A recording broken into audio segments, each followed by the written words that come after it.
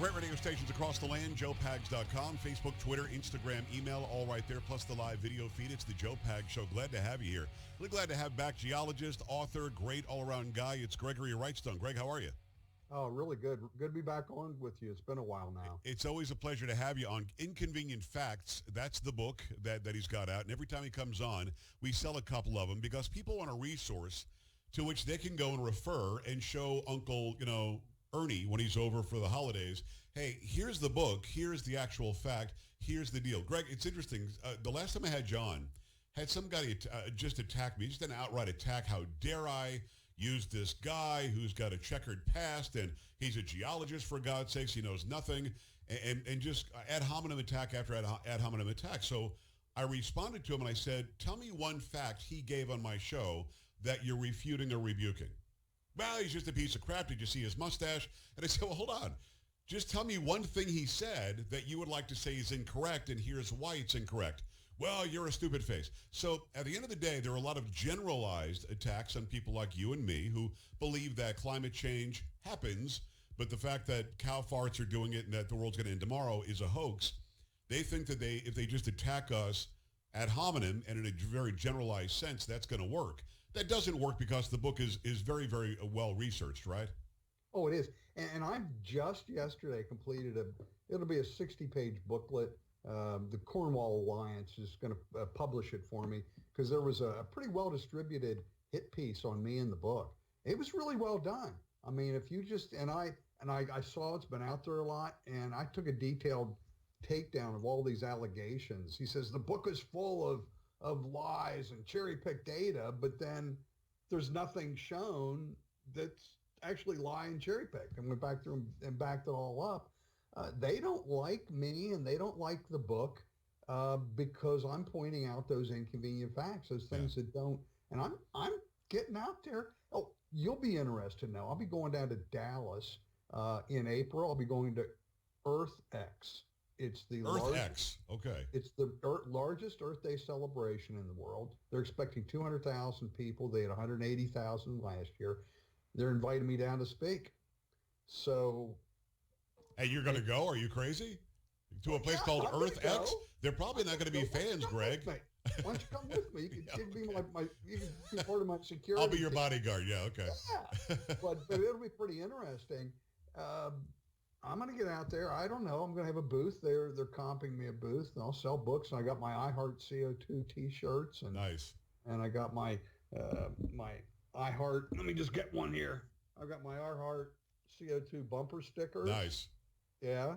And so I'll go, and maybe heads will explode. Who knows? It'll be interesting. You'll certainly fill us in on that. When is it, in April? Talk to me before then. Maybe we'll go up there. We'll see. It's Gregory Wrightstone. The book is Inconvenient Facts. I wanted to bring up a question that was brought to me the other day, and I think it was after the State of the Union, I think.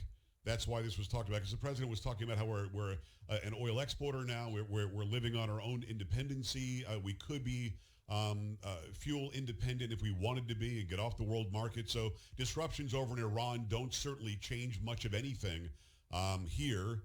OPEC can do whatever they want. Our prices are still very low, and things are going well.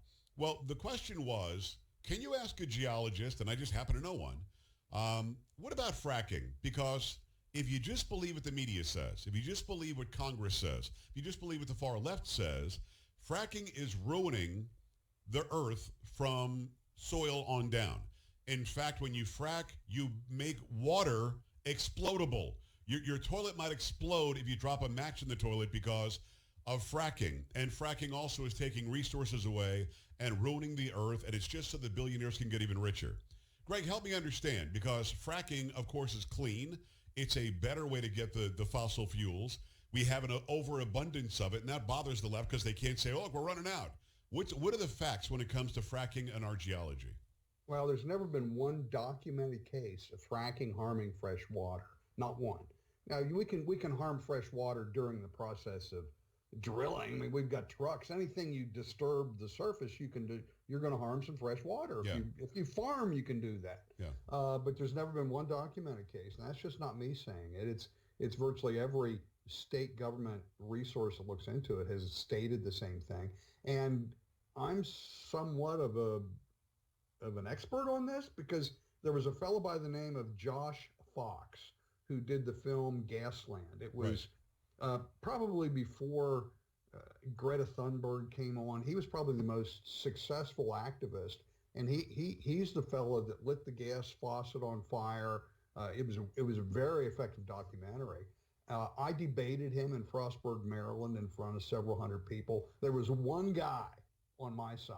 Well, this guy drove over. Well, I can remember vividly. There's this guy in a cowboy hat sitting in 300 people, and he was the one guy on my side. And so it's a little bit tough, but I debated Josh Fox, and I kicked his behind. Yeah.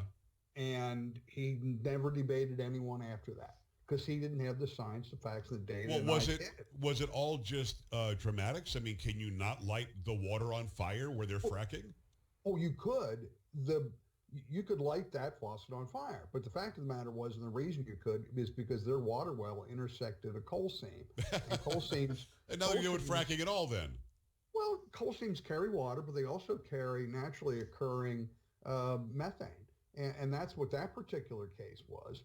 There have been other cases where there have been pipeline leaks underground or the casing, but it's actually impossible to frack into fresh water. And the reason is, I'll just go a little technical on you, not too bad. But when we frack, we're injecting really high pressure volumes and high volume water, and it splits the rock.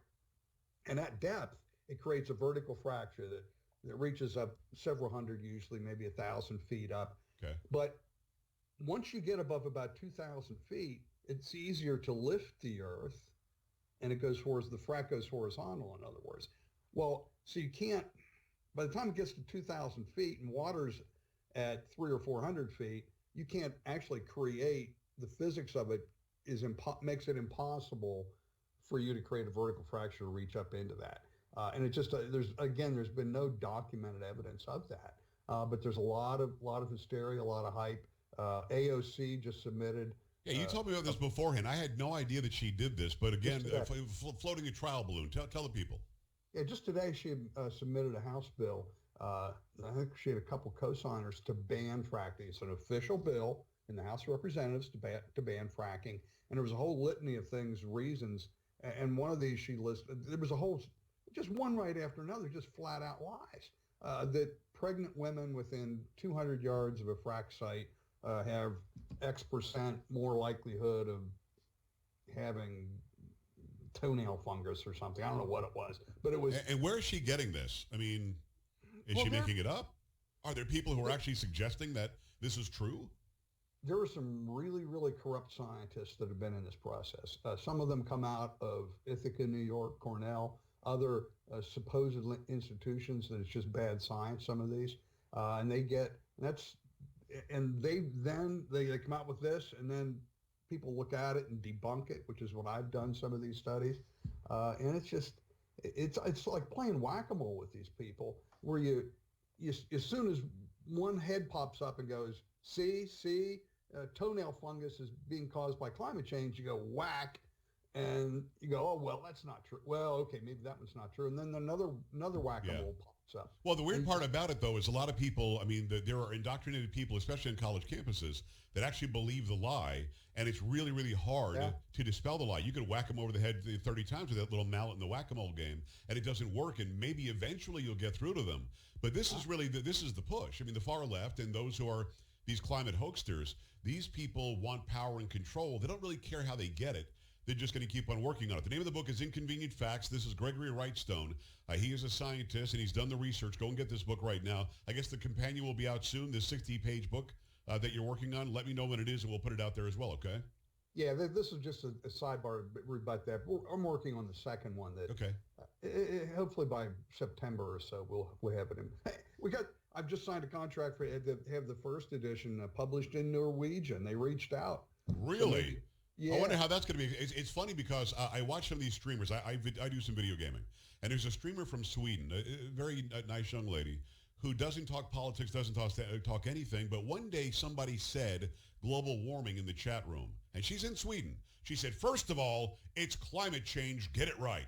So that was really the first step, right, Greg? I mean, if you say global warming and the globe isn't warming, or it's not, warming to a degree that anybody would be afraid of it. You must say climate change because you and I can't argue that the climate changes. Of course it does.